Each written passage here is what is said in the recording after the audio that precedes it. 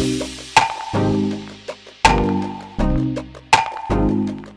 beauties, welcome to my channel H.ealthy by Julia. The topic for today will be vitamin C. So we're gonna see what are the benefits, how to apply it, and what to look when you're buying different kinds of vitamin C products.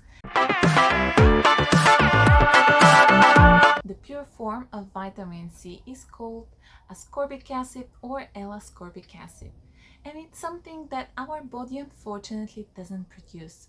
So it's very essential for us to get it from somewhere. In our nutrition, this will be the bell peppers, leafy greens, and different fruits, especially the citrusy fruits. So why it's so important actually for our skin? Well, mainly because vitamin C is essential for the enzymatic production of different kinds of transmitters in the body and also for tissue repair. Vitamin C products are widely available, and the reason is because as ingredient it's able to penetrate not only in between the skin cells but inside as well.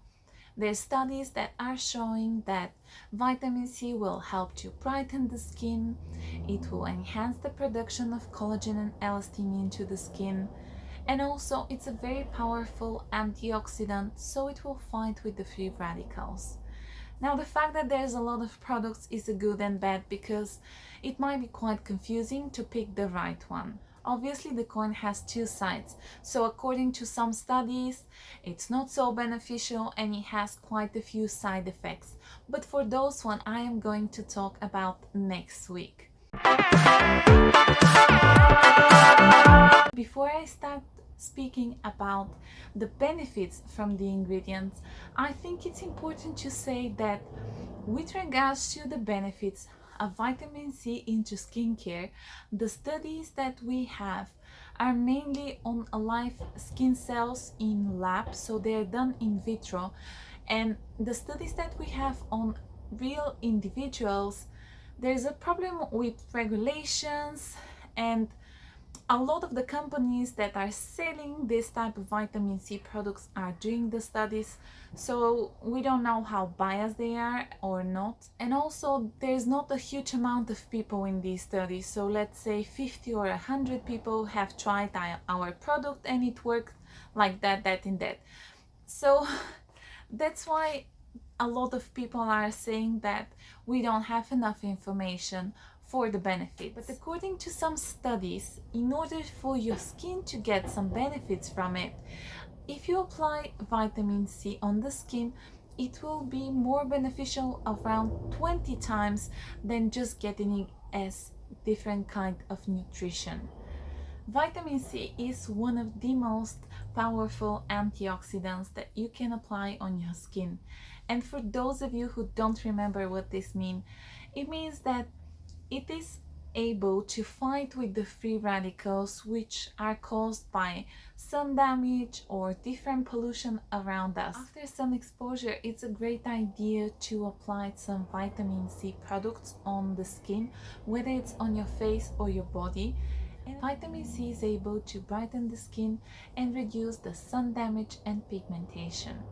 That happens because it helps to speed up the skin turnover, and also it slows down the production of melanin, which is responsible for the pigmentation of the skin.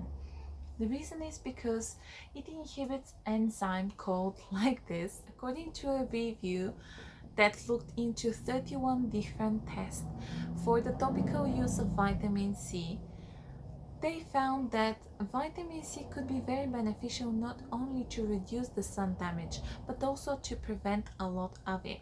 And therefore a lot of people will advise you to apply your vitamin C serum before you apply your SPF in order to get better protection from the UVA and UVB.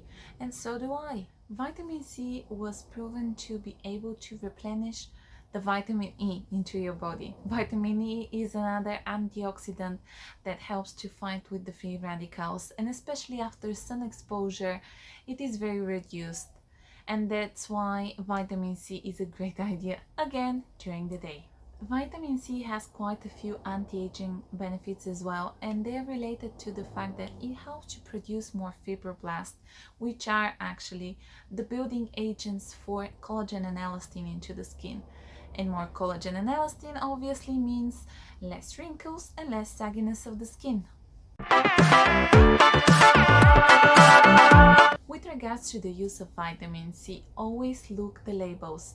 So if the company that is producing your product is saying don't combine it with this or that, always look for what the manufacturers are saying and listen to their advice, because they've done their studies over their own products. Otherwise, you should be using vitamin C once or twice a day. It's up to you, obviously depending on your skincare routine. I will suggest for you to apply during the day because it's very powerful antioxidant and it will help to enhance the power of your SPF, although itself it's not SPF.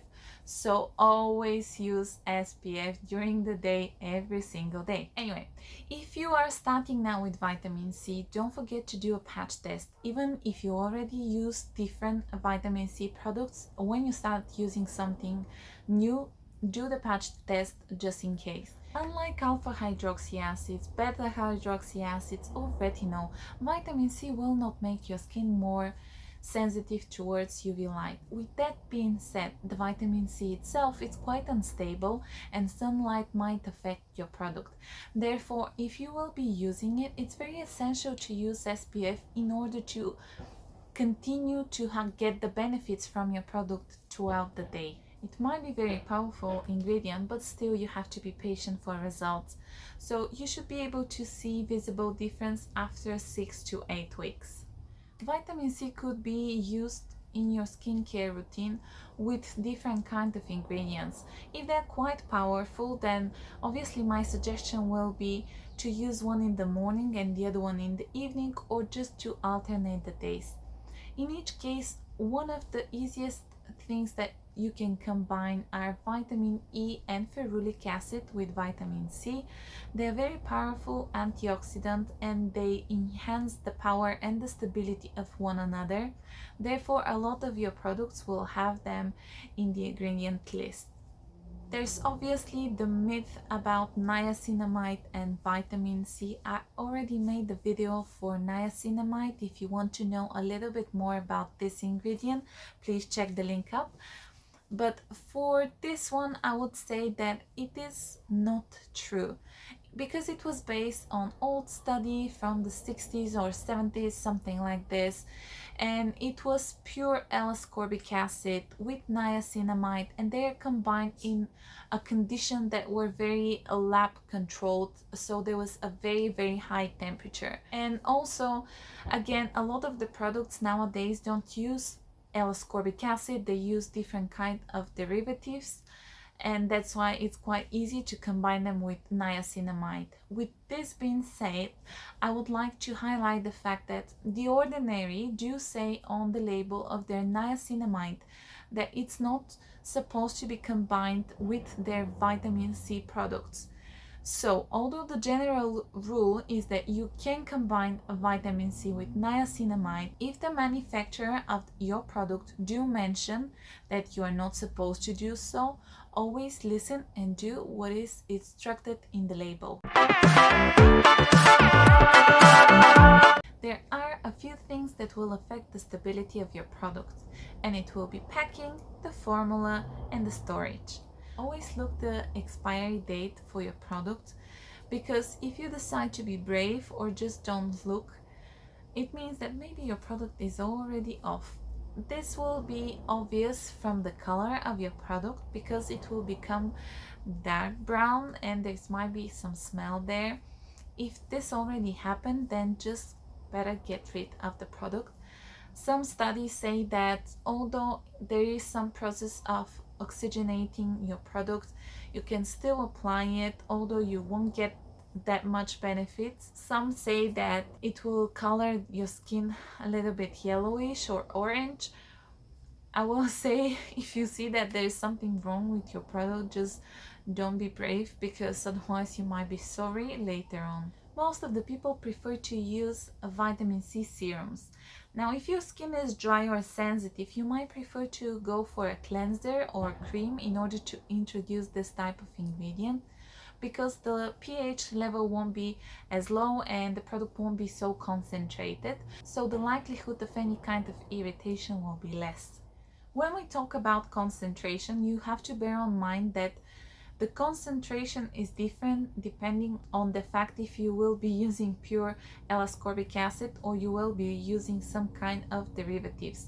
The thing with derivatives is that they're very effective, but in order to get the use from them, they have to be transformed into L-ascorbic acid from the body.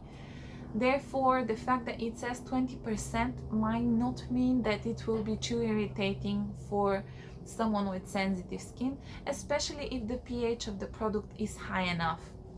If something is 20% and it's pure L-ascorbic acid, quite likely, especially if it's serum, it will be with lower pH. So if you are new to vitamin C, it's not a great idea, and it's more likely for you to get some stinging, redness, or any kind of burning sensation in general after applying your products, especially with the initial few uses.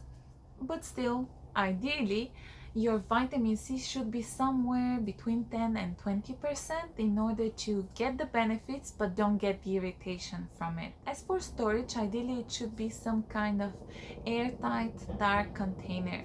So I do have a bit of issue with the droppers or cream, because once when you open it, it will get the oxygen there, it will get the light there, so it will start expiring from the second that you open it. And therefore the pump with the airtight container and the serums might be a bit more for a long term.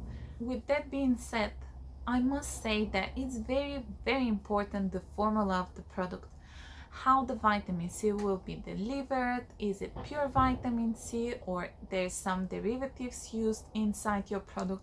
And obviously, what are the rest of the ingredients? In order to prolong the life of your vitamin C product, it might be a good idea to place it in your fridge. Plus, especially if you will be using it during the day, it's nice to apply something cold in the morning on the face.